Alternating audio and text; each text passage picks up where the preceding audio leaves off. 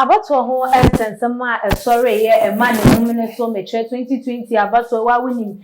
biaya edi ekokopie Supreme Court atese ajajo for so tina tie hwehwe wo mo ensemu no de beba beto dwa ene se MPP amanyoko no na tese wo mo edi eye enkunim na ebra nsem we esi ye no emu anu ne ne tese ye hu ya ne se ne eba na bi circulate and na many social media phone internet baby a wo be hu say MPP for na nipa da se ni atena se e na wire comparison e de afa ho se Bawumia ene yem papa Alan Cash ye papa Alan Kwadwo Chematin aduro na ni se Alan Cash no wono hwan e na wo beba begina 2024 abatuo no amayato eye ne so abana se de ensensam no ekono no kwampo e ma yem papa wono abom Kennedy akomprekon Japan awoye MP Edema Asen Central wadana no esu ensenmu eka se ade womo eye no ebe destroy MPP womo party no because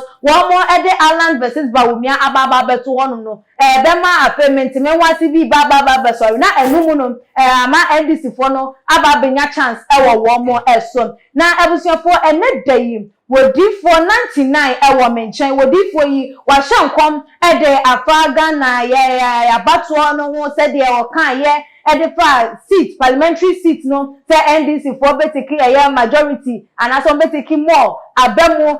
wo kasa ye enso ede efa se ya abatuo no so no ebe kwakopie mu ewo court eno so sa pepepe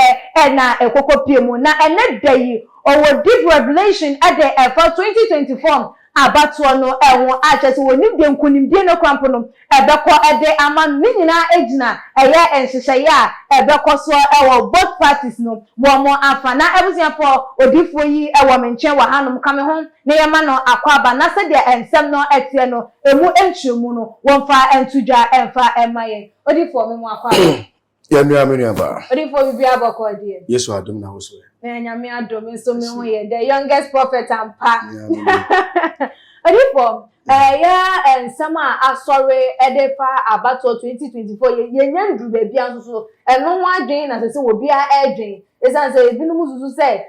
this 2020 abato ne se de anko ye 2024 de wo mo ni ada ho NDC for ya papa my papa no kwampo bekasa yesem ebe ye fireworks because 2024 wo mo ni ada ho se aboa wo every before so dia jese ni na mo problem Bawumia versus Alan Cash odifo de ekoyini se de nyoma ekono sen na wo hu no ewo hunhum afam America chia na Asante hini na mechia Kofi Boachi police penny wakwa kundenya magana ya meshira no na mechia me boss Kofata Motus edube me jifisa se me kwa brochi ono bo ame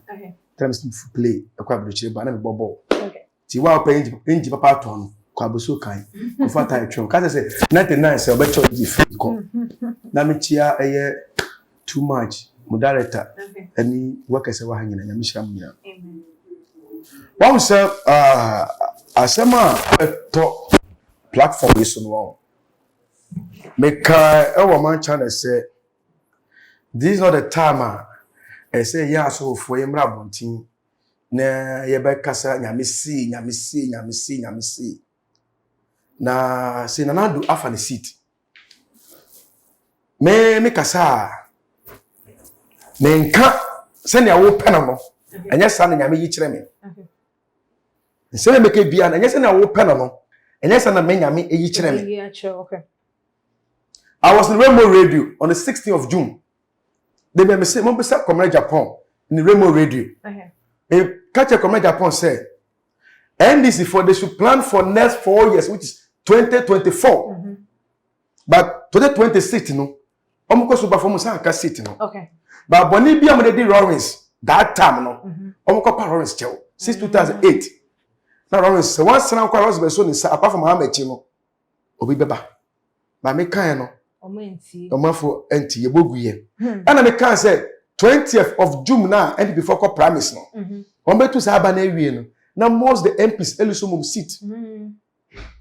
we me yi kire me say dua kese na esi ono nwa na ehia na ase nyina no ne nyina eframa ebubu ni nyina eguye ene be kaka kredi pe kredi san so na course wo. Thank you.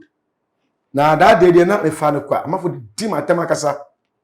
na president professor ni be mu no ana kwa Japan ni filo esa invite me on the 10th of July opa mo fa do mu fo se me boa Ghana we for fast I miss we ana me ka se beto aba na wie NDC benya more seat in parliament but the main seat in the party they can't omit me fa ana me ba on my channel on the 14th of June ana me can say Ghana e beto aba na wie no e be sa ko court bio but e ko si ba bia te say ase we beto dwa me kwa me na kro me say mo di ba o mia picture abobo ho na asema obisa mi enedi ka me pese me kasa about politics now me minya politics me pese me ka ho asem pese me hye ho ko now but kakra metima ka fa ho ne kakra metima ka fa ho ne say MPP fo eyi kire wo ho NDC fo so eyi kire de e wo ho me menjira wa party achi me njira one party echi because me can say Kananando o win city aso fo nyina mo ye kambum na ye mo fa paibo ta na echi na baby atochima na ade e wonimu no onyin pie na hotobro man no etika me mmoso ba em say ne ona bo kenanya po kai no kane kwa so ano no obia betima gine bi obia betima gine bi but and before the all angles toko bi amewem bia be fe bia no say before you say yentu aba na ye point the leader say na ka ye omutu yara na do winner la cash na angle be fe bia Mahama kita konya no all the angles be fe bia no Mahama kita ekonya no twi 2024 Mahama kita ekonya no de din but one person me je ko yefi Mahama semu a secret ni e ba ko pe ki ni ada say Nanando aka ni 1 year and I say 6 months upon resign fra konya ni so no fra konya ni ma ba omia me say send people person continue 8 years ni biom dia ene asema make tie e be boa o send before say Mahama no abedi bi the time so Ghana force Mahama abedi bi ba from na dia and send before pa sakana Nanando aka ni 1 year I do so 8 years no or resign no hand ekonya back from Bawumia na je say Bawumia memetina so o de Bawumia na so mutu way funny say flag bearership na Bawumia be facility no o facility na oba wini Mahama but mo anya ni sa na mo si open yetu aba me donya me watasoro Mahama ogete kunya ni si na odifo said ya work say year 2024 about one and say akonya no all the angles no den ya papa John Dramani Mahama former president ono na ekurem na say wo kura ademu de ba ne say na obi sori afri na akonya so ama obi aba betina so keke ne etimi yensesan ye ma ade ne dan ba nipa na afa one say de bia me kama sam say ka aso for kwa pone ni kwa say ke yembo mpai ma politicians because niema omu fem ansa na omu press a city no na ano odi is o bomb mpai ma party bi say party we me party o ma power and a party we na there be because niema omu fem no is too much e bi mi wura ba bia no kwese omu wura because nipa na bomb mpai ma no ono so akobun sam chese obun no okay eti e be no pa ebo no de be ti sa pa ebo no what you see but on say obi ka se odifo bia no ewade yi kro na otiso no hinta sam e den e kire wo ne ti e na asofo e ka politics asem no anaso mo ka ekonya no ho asem no ase kire nie say bia e betu aba na itokwa be si o my Ghana Anase moja be hwe o my Ghana dia. Ewade betimi yi hinta se bi dia ba. Okay. Na wo wa beka. Se ne be nipa ne wo man be hwe ahwe yie. Se be okoto aba no be careful. Anase mo presit no mo say ade no mo ni nda ho. Okay. Eti se nyame yi ni hinta se ma me 99 de nyame yi ni hinta se kire me a enye ne wo be ye ode no ene nyame be de dia kire me o. Okay. Ne be ye onwo no ene ba de be ka kire me se me ka kire wo. Eno so na be bim. Once na me can say NDC be fa more sit in parliament. But the main sit to me fa. Na ma for doubt. Come Japan, Rainbow Radio. Mo bisa no. O se na be ye den na nanando betima buo man no. Ana me se hwe aja kobra. Me nya ba ju say NDC ne pipi for omutan mo ho. Ye omutu anya gu ye ni wa bontin. Na Mahama betre konwa so no. Na ofre ye papa kufuo da. Opa dwenkyere bia se obekọ Lawrence party ne dia obekọ ne che no. Okọ ye papa kufuo nchen. Okay. Na omuma saka ma yeti asese se nanando ba power ka obechi Lawrence atu. But na be so buy no opa dwenkyere bia okọ Lawrence ho. Ite na opese o kire me 99 sen. Okay. Okay. Ti MPP na me NDC ni a me fa so tro me boss tro na ase me kire o pese mo kire se omo to ya adwen e dey make life. Ite say yes yema ye ne eden e da ho. Me nya politics. Okay. But the one ofi say part way by e boawa No tumano me ma obi men kan kire say tuma part way no ba ebe boa no na emowo. Oh, okay. Eti wo kisa to nwofo. Na chese Alan ye papa Alan Kwadwo Chematen ehun hia se wo mo ebe yi no se wo meme ye omo flag bearer MPP for omo flag bearer Obapa Alan Cash. The time Alan Cash buy e betima bua no time na ka Mahama pre 2012 time no Mahama Alan Cash ban ne obewi ne.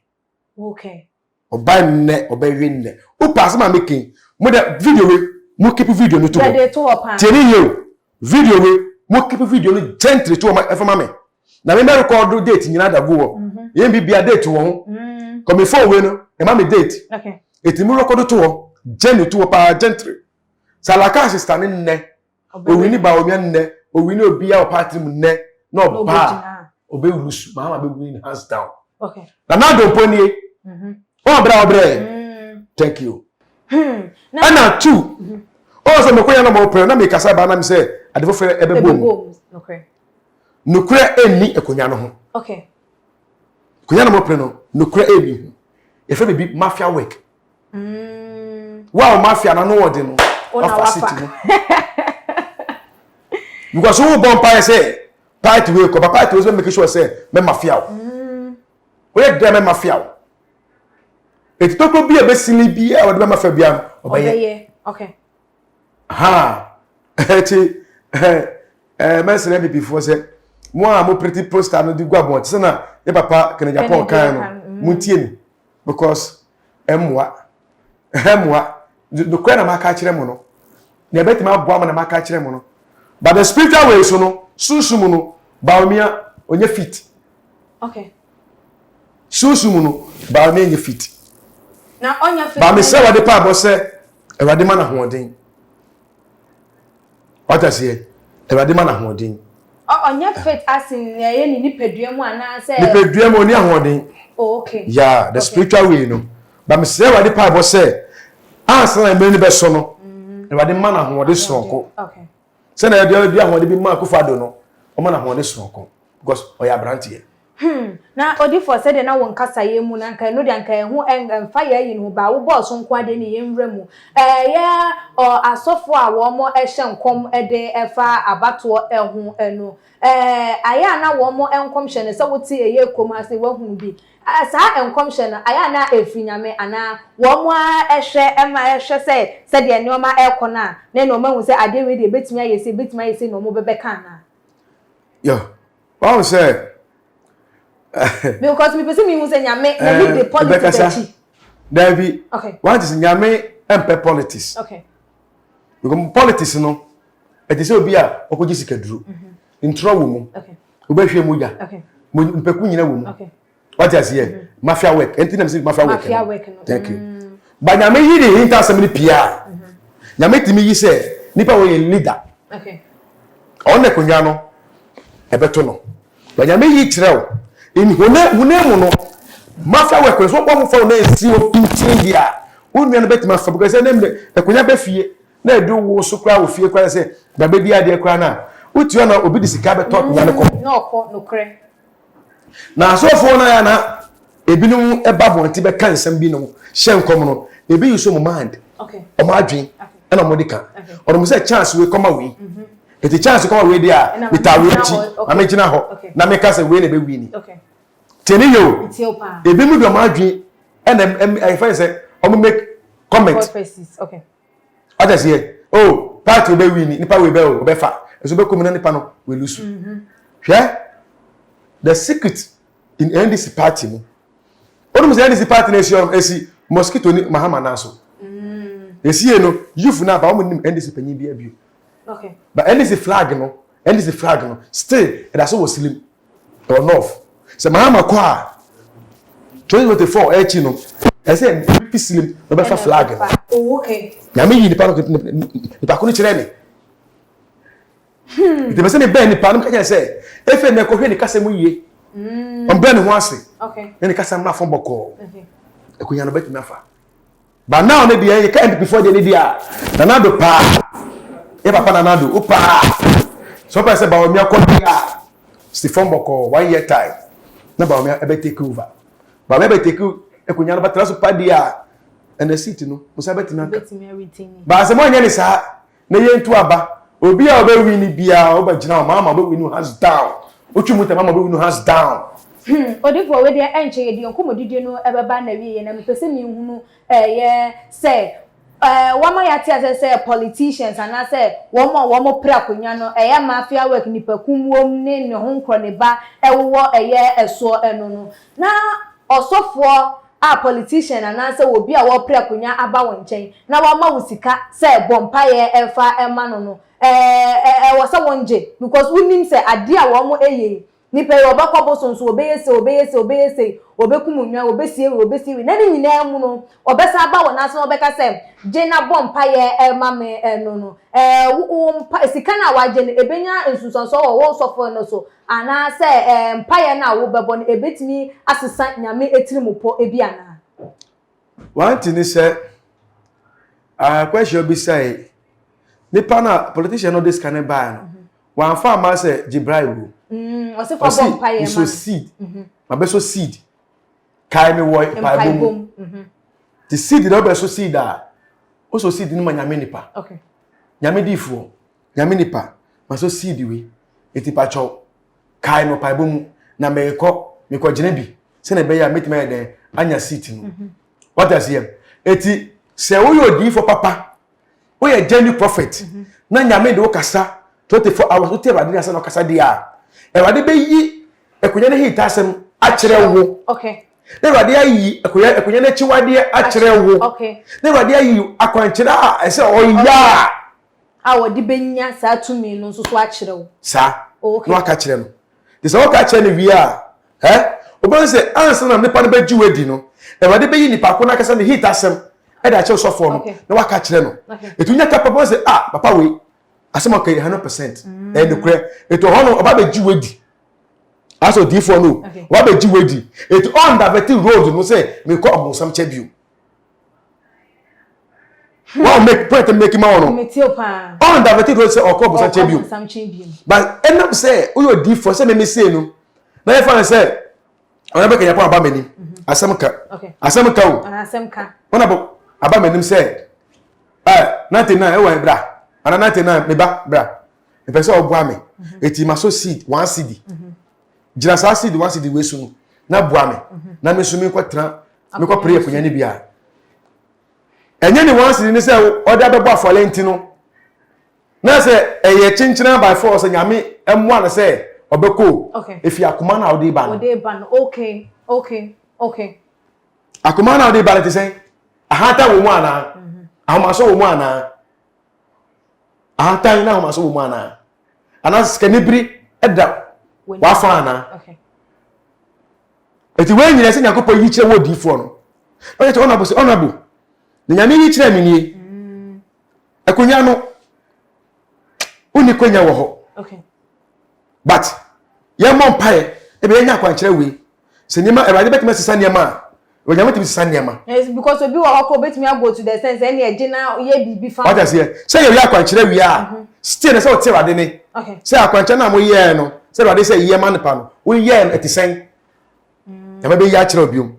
enye ye rade be ya kire e be ye rade be ya kire eti no the direction also yeah last year I think 2019 mu e be dey dance be fa e papa despot ho say the despot is the only person in Ghana here Ghana despot pe any nipa o tini party a obetime break NDC ni MPP okay but nyame ye kire me no what I say e won say ka kire me say ni kra na tini mu no empe konwa no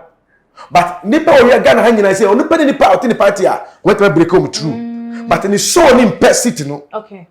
but ko hunemu ko bona mane so jitum say obesta na tini party abade a me awade me kire oni say mane ye ana me ka kire awade say awade yisa hintasem kire mansa awade yisa hintasem kire me wo say awade ka kire me say ne kra ne po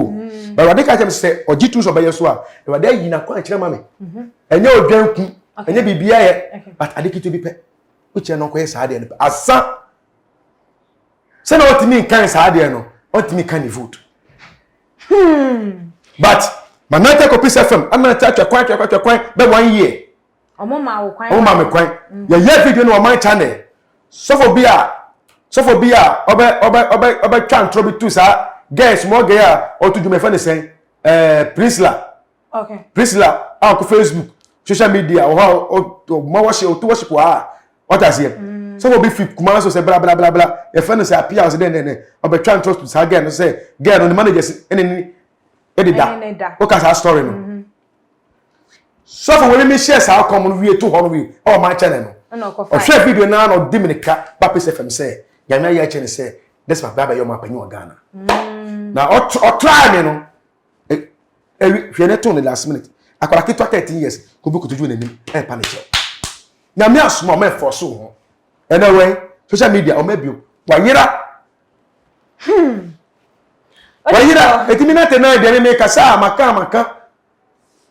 what I say nyame frɛ no ahombrase ka ho obura ho asem mo a nyame da adom mo ba o ma wo so a adom no ebekɔ odi for we de den na obeka che party 2 yi na ye MPP amanyoko ni NDC amanyoko no na ye mfa ye nkomodidie no ensia enesa na wa che akwan so e de amatie fo a wo mo ehwe wo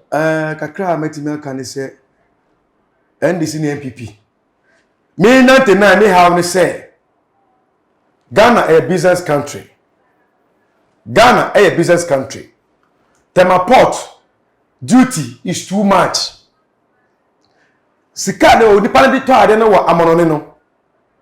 Obeyi ne ma no Ghana ha otua more than times 10. Ade boni nko a. Eti yesremo. Ye ma panyi na nado. Tema port maye because the crop na egu hono no duty was too much. Na mra form se na be ye o mbeti ma kra ne ma bo man no mu na ye yesu ya ka o man no se ti mi akoto bi akoton na abochi fo no mu hi e o brakra ugo be fu play fi abochi Ghana ha kwa abochi akofa ne ma ba na o ba be yi ne ma na o ji osako bobo suya na ne ma o ti mi yi ne ma na ban sasa afa ne ma isre enisi ne pipi isre mo e bi o man ne ko no e se mu na man ne hye musa wo mu na muteni Ghana mu na mu ro Ghana isre mo uma so dwem emro man no mu na man for politics and rascality mu sibi we bia edu no mu di politics and rubber bia okona mu a mu pretty posters en na mabonten na we ko no mpa mo chomo jai why mo jai no fa pa bo etem party na chi se na be ya the leader of the party no nyakopon nyansa o di man out the winning betre ko nyanso no o di ye bibipa ebo man no na o man nya ne tuma pa he den efra before no mani unya mo abetima frem unya ipabo bia chusu bia abetima frem me yan ka ya sam kire me so wa bro chire o wa monani o mama hi WhatsApp na me hu just come picture make ka hita sam kire mo bisa bo chifo no mo beka ma sam kire mo 0249 050278 0249 050278 and Vodafone so ni 0209 528989 0209 528989 Prophet Benjamin Nanaya Osetutu ma so din di Yehovah Beye Prayer Ministry ya me shiro bibia otie too much ya me shira mu nyina video we ba post Prophet ma make to no muncho date ni to ho na next time ba no ma kire mu NDC fo nipa flag no ekita no ya me shiro bibia Everything for your papa Prophet 99 Prophet Nana Osetutu ena wakasa enono and the youngest prophet in town. Samane de opepa nti wa money bia na wo kana adom no asha enesa. Na everything for ha ena yedi ebesie ensema your papa akan won so wadwentwe fa won enesen asemben so na wo se ana wo pese wo mbusa wodifoi fabra wo comment section honum na emrepa me ni edi ahia we yensem ni nyina ano ede amai obetimi so follow yen our IG page and your Twitter page so @TooMuchGH_ Facebook and so too much GH ekris kapa enemy din dasene yebesan edi ehia ebi makramo